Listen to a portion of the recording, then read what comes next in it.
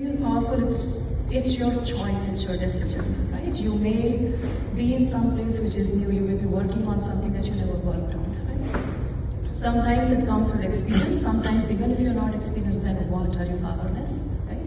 So for me, the way I feel it is, you make a decision that this is how I see things, I'm powerful, I'm enough, and even if I'm not enough, I know about it, right? So it's literally holding a mirror in front of you and knowing that this is what I am and I accept it unapologetically, right? So once you know yourself that well, it is very difficult for anyone to break you down. So you identify your own vulnerability. When you know it, you stand in it, in the truth.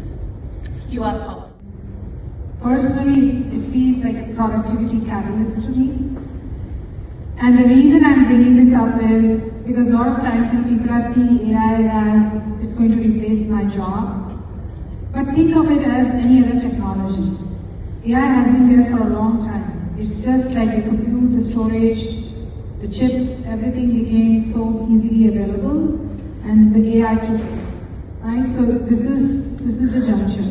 And I want everyone. Organizational hierarchies disappear. We're also seeing organizational boundaries disappear. So a lot of what Shobna said about influencing without authority is required on a day-to-day basis. We work closely with the research teams, with the DeepMind teams at Google.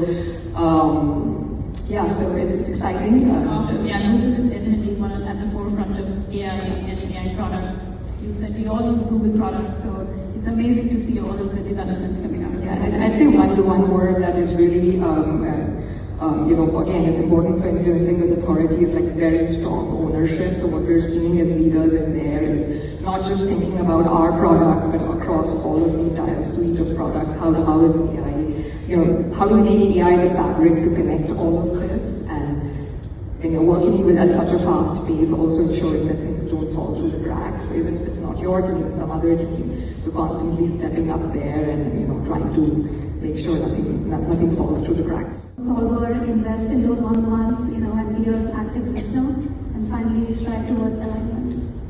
That's awesome. That's such a nice 4-step formula to build credibility and influence without authority.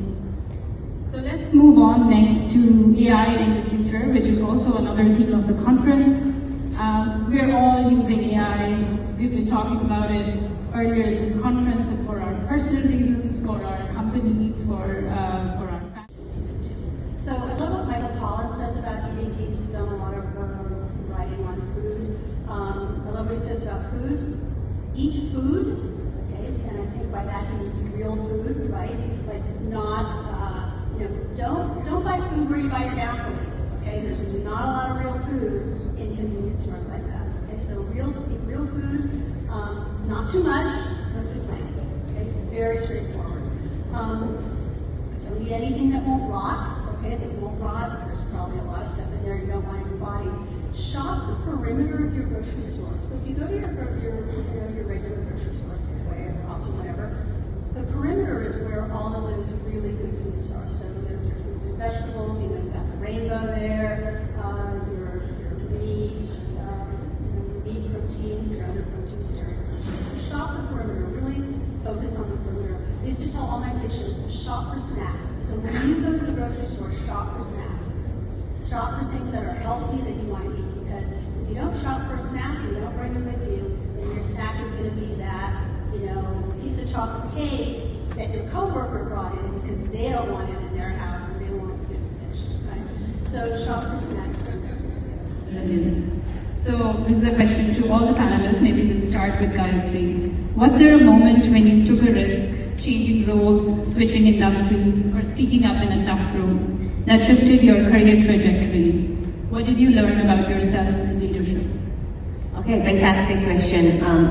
So in terms of the career pivots, I've done about 4 or 5 different career pivots.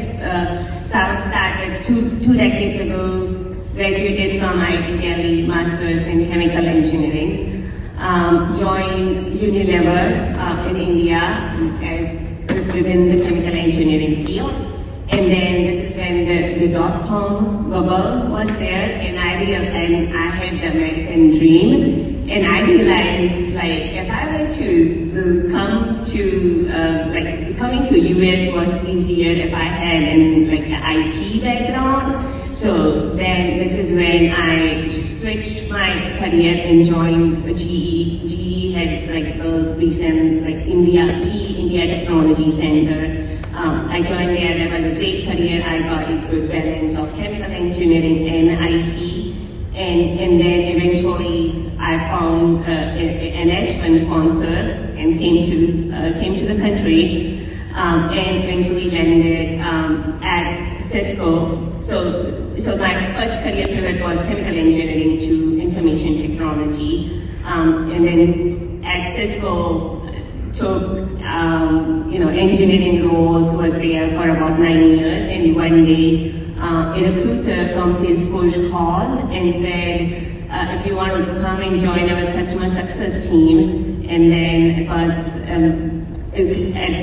that was back in 2014, and I was like, yeah, Salesforce was one of the hot companies.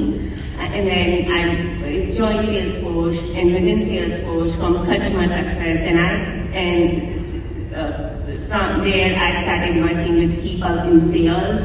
And then I felt like maybe I should switch to sales, and I was lucky enough to find a role. So I switched to sales, and then after 2 years, I started having itch again to change a role. So then there's a partner sales organization which manages the partner side of the relationship. So I got a role there. I became a director of ISV partnerships, managing some of the large partnerships. So that was the career pivots in terms of changing from engineering career to more sales-focused careers and getting different flavors of experiences.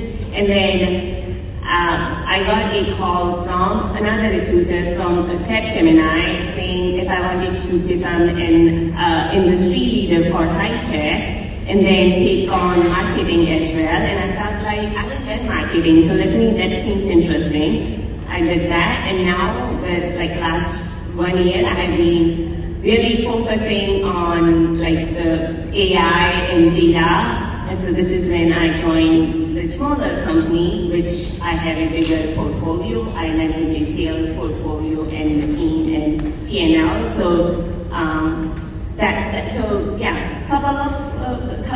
a few career pivots, and so two things if I want to take away from this is, one is I didn't know if I thought I knew everything going into the changing the role, but I was ready to take the risks, right? So if you get the opportunity, you may not think you're ready, but take the risk, right? It's worth the risk. And then second, I have a big, large network, but pretty much every pivot that I did, it was a recruiter calling me and reaching out to me. And so I guess, be out there and things will happen if you continue to track. So